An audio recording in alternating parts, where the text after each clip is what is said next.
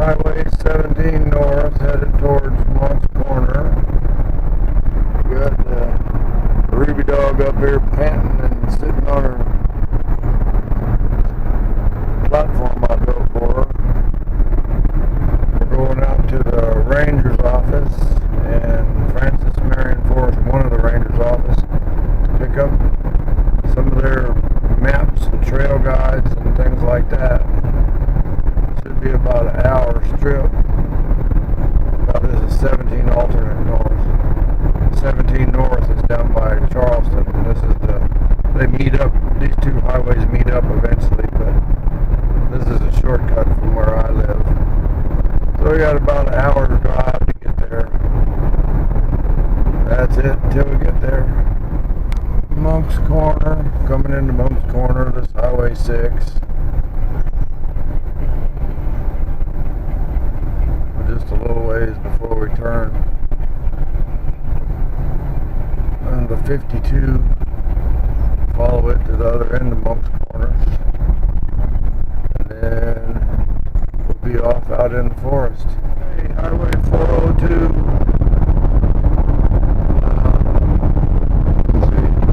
Took off of 17A in Monk's Corner on the Highway 402. And this road leads a little bit to be desired. It's more a road of patches.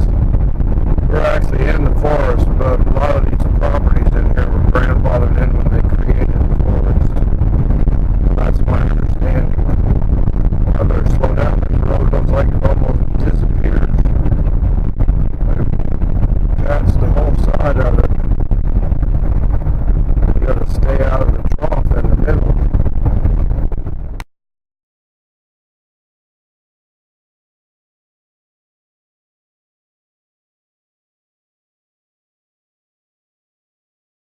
Run a bush hog all down here, and then they're gonna pick up all the trees and clean it all up and make it nice and pretty. Oh my gosh, that's awesome. I mean, because a lot of people don't like the current trails we have, and just one more thing, and yeah, really, definitely give everything. This is gonna be about 2 miles. Yeah, that's cool. That's an awesome thing. Two out of they're proposing about 13. It's from Indiana, from all down to Yeah, we got ETA on like almost everything. Old. The big thing is you're just to bridge the creek here.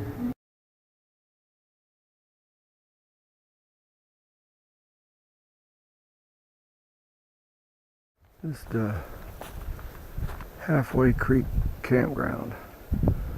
There's trails here. Supposedly it's primitive camping.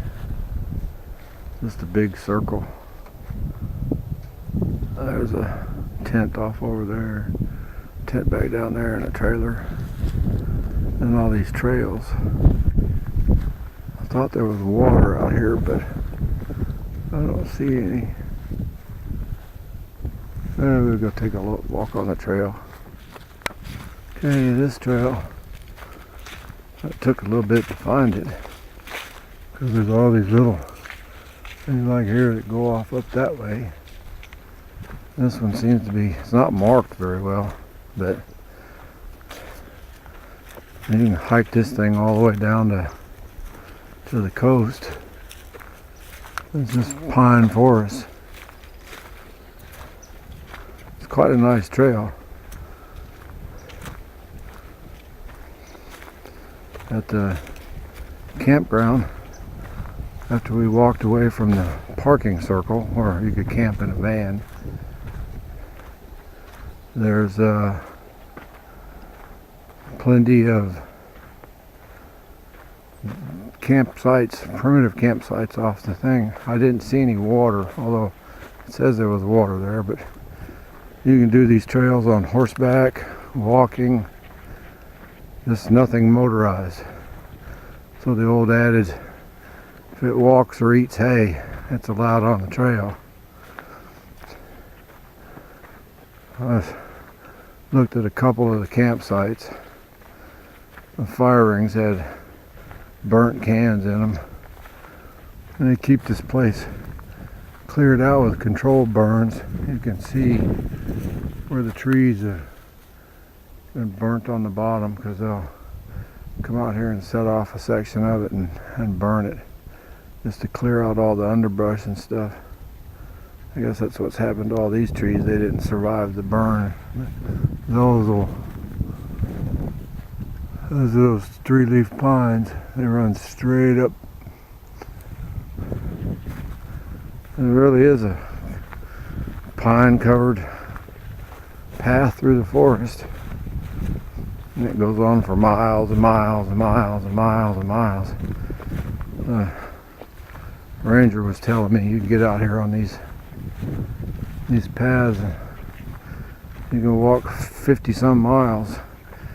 She pointed out something I didn't know, which was that about 70% of the Francis Marion forest is open for hunting 8 to 9 months out of the year. So I guess depends on what season, whether it's turkey or deer or whatever. I know there's black bear out in here. I think that's the biggest wild animal they got. And when I say big, they're about 400 pounds. I don't think they want to snuggle with you. But if you got food, they'd probably be interested. We've seen, just riding through the forest on bikes, we've seen deer and turkey. In fact, it was one of my favorite jokes. I had a flock of turkeys run out in front of me over on Highway 17A. We were cooking along about 70 miles an hour. And I got to my friend on the CB and said, "Hey, did you see that turkey run out in front of me?" So we're not going to follow this trail all the way to the coast. Just enough to let the star of the show get her nose into some stuff she hasn't smelled before. There are other trails she told me about, and I'll go see them. One of them is a boardwalk, but during one of the storms, the boardwalk was broken in two about halfway out, but it looked like it was, you could get down and find your way over to the other side and get back up on the boardwalk. These little creeks.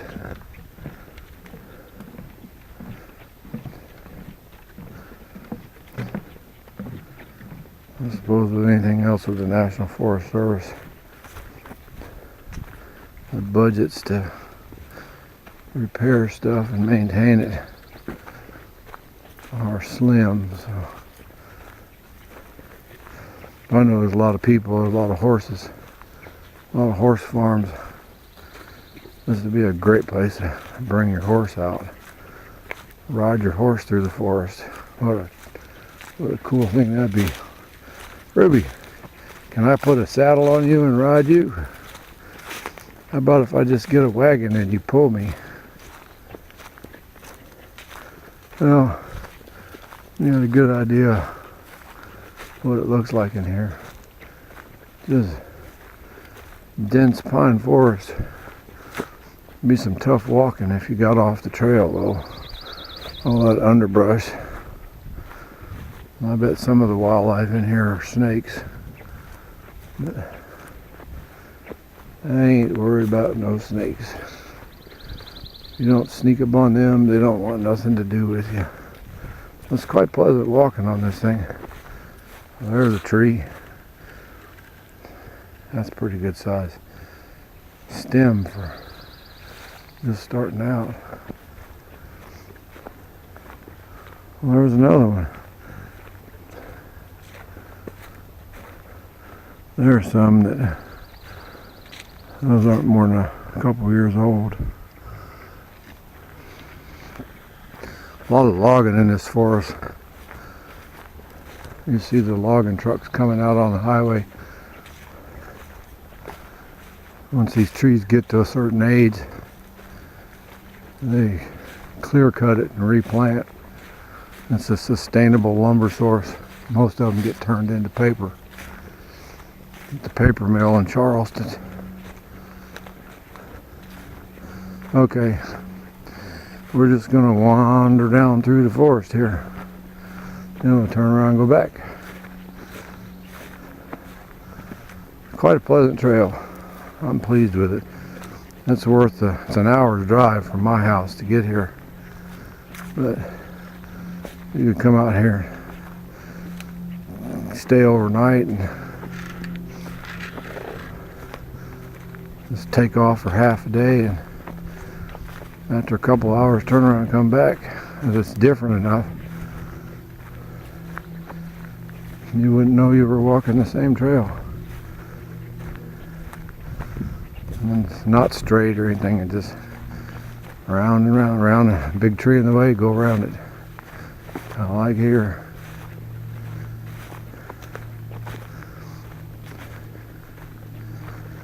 And there's a mud hole. This might be the end of our going down this way. We're on our way back to the traffic circle after a nice little hike. This path stays pretty much the same as far as we followed it. But off up in the distance, you'll see a tent. That's probably 100 yards into the forest from the parking area, and it's a designated campsite. So if you're tent camping, you can walk away, park your car, and carry your stuff in a little ways where you're away from where the traffic stuff's at, and set up camp. She said it was a great place to camp about halfway on this, in the middle part of this trail. So there's another branch that goes up that way. I don't know if it goes up to the road and comes back. We went that way already. Let's go this way.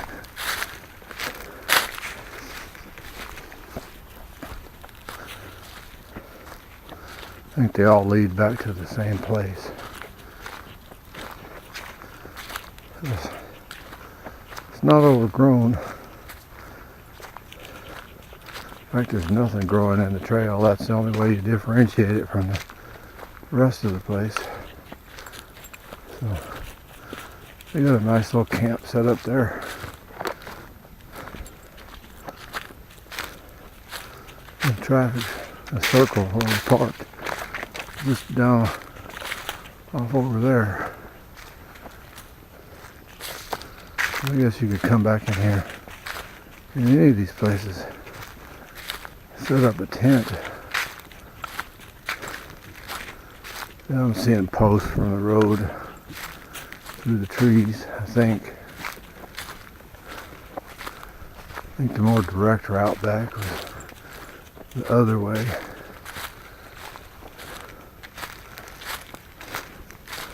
These are just places where you can set up. Somebody had a fire there. There's another campsite. Now there's the cars and stuff off through the trees. That's about 100 yards. Not a fire ring per se, but it's been cleared and somebody had a campfire there. The ground is nice and sandy, covered with leaves. It's not rocky. It'd be a great place to pitch a tent. And there are probably more tents off out that way. You got all these little trails that branch off. I think this is just how much privacy do you want from the main camp. That's the way we came in. I want to go over and see what this pipe is. It's Honey Hill Campground. The map said it had water. She said they used to, but somebody ran over the water pipe. This looks like it might have been a sewer, a toilet of some kind at one time. So They camped out in a big old clearing.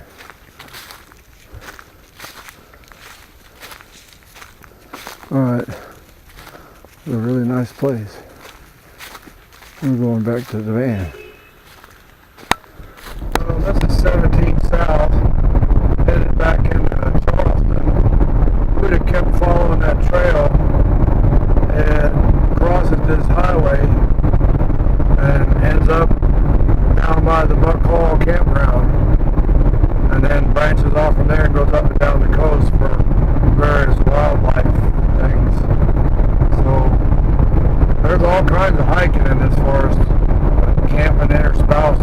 I guess you could hike per day, and then there's a campground. So I just told the GPS to take me the shortest way back home, and we really weren't that far from 17A, so I took the long way to get here, coming down through the forest.